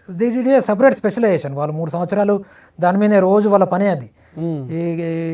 ఏ టైప్ ఆఫ్ డెడ్ బాడీ వచ్చినప్పుడు ఏ టైప్ ఆఫ్ టెస్ట్లు చేయాలి, ఏం ఎగ్జామిన్ చేయాలి, బాడీలో ఏ పార్ట్ చూడాలి. ఇప్పుడు ఎవరైనా ఫర్ ఎగ్జాంపుల్ గొడ్డలతో మెడ మీద నరికిండు అనుకోండి, మెడ మీద నరికినప్పుడు అది వాడే నరుక్కుంటే ఎటువంటి ఇంజురీస్ ఉంటాయి. వేరే వాళ్ళు నరికినప్పుడు ఇప్పుడు ఒక రైట్ హ్యాండెడ్ పర్సన్ ఉన్నాడు అనుకోండి, రైట్ హ్యాండెడ్ పర్సన్ ఇంజురీ చేసుకుంటున్నప్పుడు మనకి left hand usual left side of the neck injury ఉంటుంది. అదే కాకుండా రైట్ సైడే ఉంది అనుకోండి, అన్లైక్లీ ఇలా ఎవరు నరుకు ఇలా నరుక్కుంటారు. సో అంటే అది తెలిసిపోతుంది, ఓహో right handed person left side injury ఉంది అంటే ఆయన మోస్ట్లీ సెల్ఫ్ చేసుకొని ఉంటాడు. అవును. అలా కొన్ని టెక్నికల్ పాయింట్స్ ఉంటాయి. ఆ టెక్నికల్ పాయింట్స్ని బట్టి అది ఆయనంతటా ఆయన చనిపోయాడా, లేకపోతే ఎవరైనా చంపారా, లేకపోతే ఎవరైనా ఇంకా రీజన్ ఏంటిది అనేది ఆ టెక్నికల్ పాయింట్స్ని బట్టి ఆ 3 సంవత్సరాలు వాళ్ళకి అదే ట్రైనింగ్ ఉంటుంది కాబట్టి వాళ్ళు ఆ ఎగ్జామినేషన్ బట్టి ఖచ్చితత్వమైన రిపోర్ట్ ఇస్తారు. యాక్చువల్గా ఈ పోస్ట్ మార్టం చేసే డాక్టర్స్ లిక్కర్ తీసుకొని వెళ్తారు ఎందుకంటే భరించలేని వాసన, ఏదో కష్టం ఉంటుంది, ఏదో మర్చిపోవడం తాగుతారు. ఇదంతా నిజమేనా సినిమాలో చెప్తున్నట్లు? అలా ఏముండదు. అంటే చాలా మంది అలా అనుకుంటారు కానీ నిజాలు తెలియాలి కాబట్టి అలా అలా ఏం లేదు. మీరు అడిగింది నిజమే, కానీ ఆ స్మెల్ అవన్నీ పార్ట్ ఆఫ్ మాకు అలవాటు అయిపోతాయి డైలీ అదే పని కాబట్టి. అంటే యాక్చువల్గా ఏంటంటే ఈ ఫోరెన్సిక్ ఎగ్జామినేషన్లో మేజర్ పార్ట్ అక్కడ ఆ శవ పరీక్ష చేసే దగ్గర అసిస్టెంట్స్ ఉంటారు. వీళ్ళు చూసి ఎగ్జామినేషన్ చేస్తూ ఉంటారు తప్ప వీళ్ళు మొత్తం వాళ్ళే చేయడం అనేది ఉండదు కాబట్టి వీళ్ళు డాక్టర్స్ యూజువల్గా అలా లిక్కర్ తీసుకొని చేయడం అనేది ఉండదు. 4th క్లాస్ స్టాఫ్ బికాజ్ వాళ్ళు అలవాటు అయిపోయి ఉంటారు కాబట్టి చేసిన తర్వాత వెంటనే నిద్ర పట్టకపోవడం, అదే గుర్తు రావడం, స్మెల్ అనేది వాళ్ళు అప్పుడప్పుడు కొంచెం అయిపోయిన తర్వాత అది కూడా తీసుకుంటారు కానీ యూజువల్గా అలా ఉండదు. డాక్టర్లు వైరాగ్యుల కన్నా గొప్పోళ్ళ, అఘోరాల కన్నా గొప్పోళ్ళ? ఎందుకంటే తను మనిషి పార్ట్స్ ప్రతి ఒక్కటి తెలుసు. కోస్తారు, కుట్లేస్తారు, మందులు వేస్తారు, బట్ వాళ్ళు మనుషుల్లాగానే బతుకుతారు. ఎలా అనిపిస్తుంది అసలు వీళ్ళకి? అఘోరాలతో సమానంగానే ఉంటుంది మీ లైఫ్ స్టైల్ కూడా, నిజమేనా? ఎట్లుంటుంది అసలు చెప్పండి. అట్లా ఉండే ఇప్పుడు it is a profession, it is our profession from day 1 we are into that profession. ఇప్పుడు మీకు అలా అనిపిస్తుంది. ఇప్పుడు నాకు వేరే వాళ్ళని చూస్తే, ఇప్పుడు ఫర్ ఎగ్జాంపుల్ ఏ మెకానిక్నో లేకపోతే వేరే ఏదో ఫీల్డ్ వాళ్ళని చూసాను అనుకోండి, వీడు ఏంది పొద్దున్న లేచి నుంచి ఇదే పని చేస్తున్నాడు, వీడు ఎట్లా చేయగలుగుతాడు రాత్రి వరకు పొద్దున అన్నారు. మాకు అంటే వాడికి కొంచెం ఆట విడుపు ఉంటుంది, వాడికి లేని ప్రపంచం. వాడి రక్తాన్ని వాడు చూసుకోడు, వాడి బాడీలు కోసేసి చూసుకోడు. అదే ఆర్ట్ ఇలా ఉంటుందని మీకు వేరే వాళ్ళ ఆర్ట్లు చూస్తారు, లంచ్ చూస్తారు, మీరు ఎవ్రీథింగ్ మీ నోస్, బట్ మీరు మనుషుల్లాగా బతుకుతారు. ఎలా సాధ్యమవుతుంది అసలు అర్థం కాని విషయం. It is part of training అంతే. ఇంకా అంటే ఫస్ట్ నుంచి we are into that profession కాబట్టి ఇక మాకు అది కొత్తగా ఏం అనిపించదు.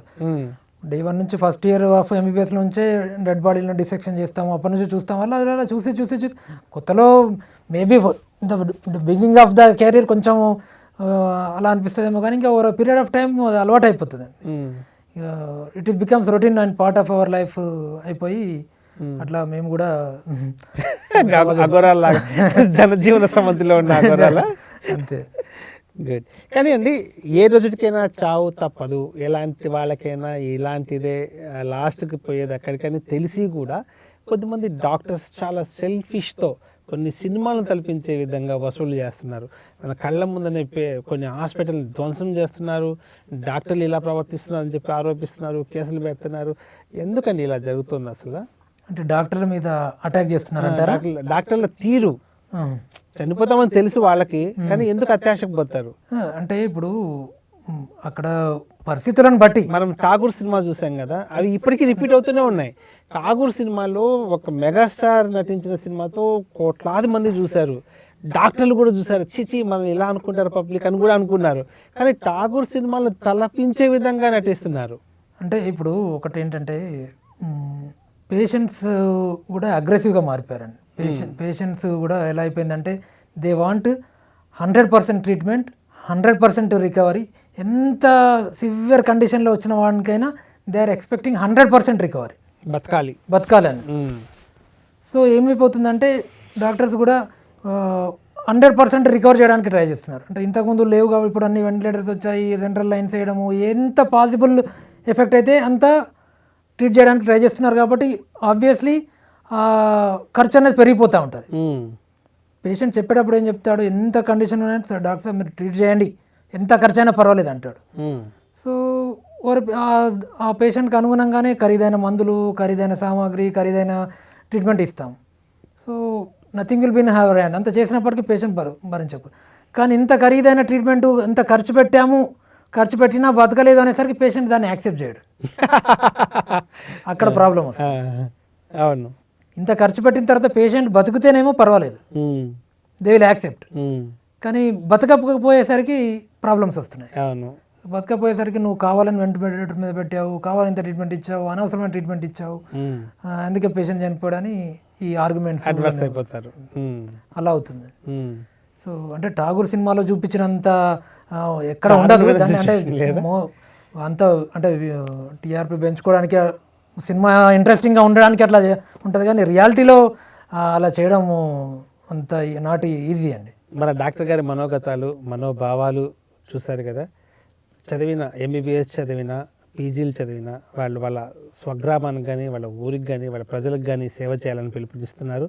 అదేవిధంగా రాబోయే కాలంలో గవర్నమెంట్ హాస్పిటల్స్, కార్పొరేట్ హాస్పిటల్కి మించి అద్భుతమైన సేవలు అందించబోతున్నాయని కూడా భవిష్యత్తు వాణి పిలుపునిస్తున్నారు.